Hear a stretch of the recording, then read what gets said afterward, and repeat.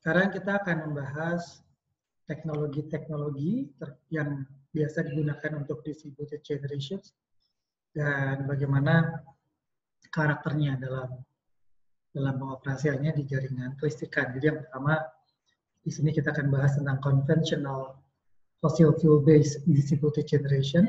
Jadi distributed generation yang menggunakan bahan bakar fosil dan teknologi generator konvensional.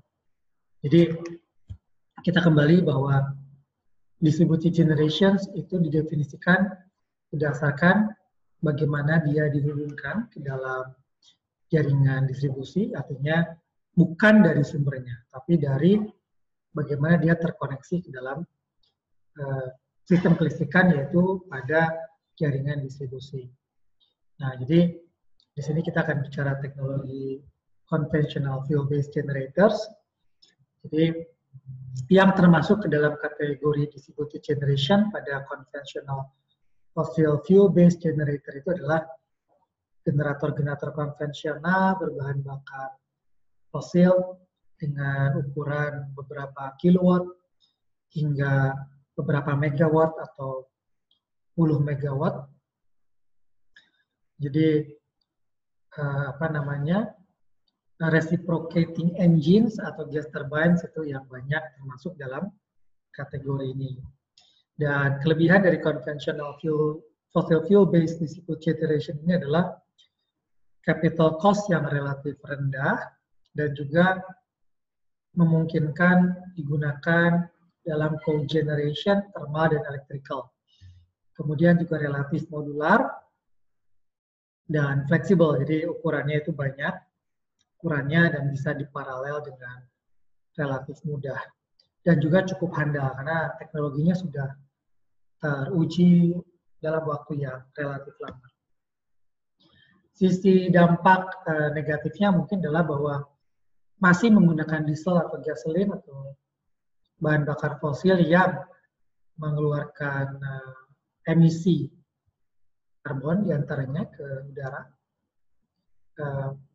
Bisa dikurangi misalnya ketika kita menggunakan bahan bakar gas.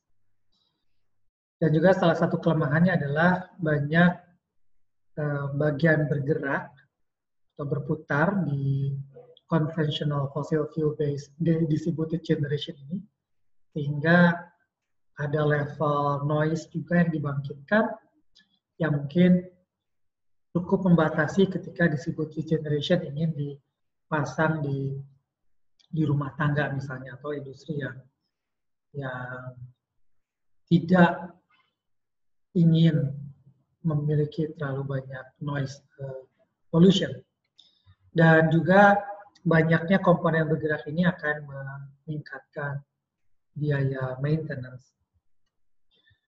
Aplikasi dari conventional generator berbahan bakar fosil ini misalnya banyak digunakan di industri-industri dalam bentuk gas turbin misalkan, dan contoh di industri perminyakan juga kadang-kadang gas yang dihasilkan di samping minyak itu juga banyak digunakan untuk membangkitkan listrik. Dan kelebihannya tentu saja ketika natural gas itu emisinya relatif lebih rendah dibanding yang berbahan bakar diesel misalkan.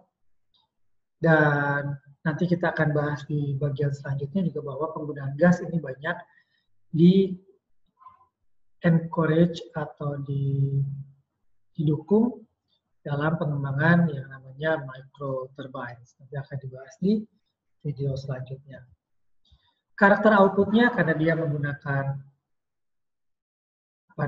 bahan bakar fosil yang ketersediaannya bisa diatur, maka dia termasuk yang controllable dan juga dia banyak memanfaatkan rotating electrical machine, baik synchronous atau induction generators, sehingga bisa atau relatif mudah untuk dikoneksikan ke jaringan listrik.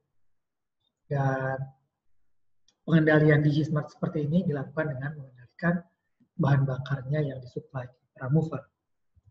Jadi itu tentang conventional generator berbahan bakar fosil yang digunakan sebagai distributed generation.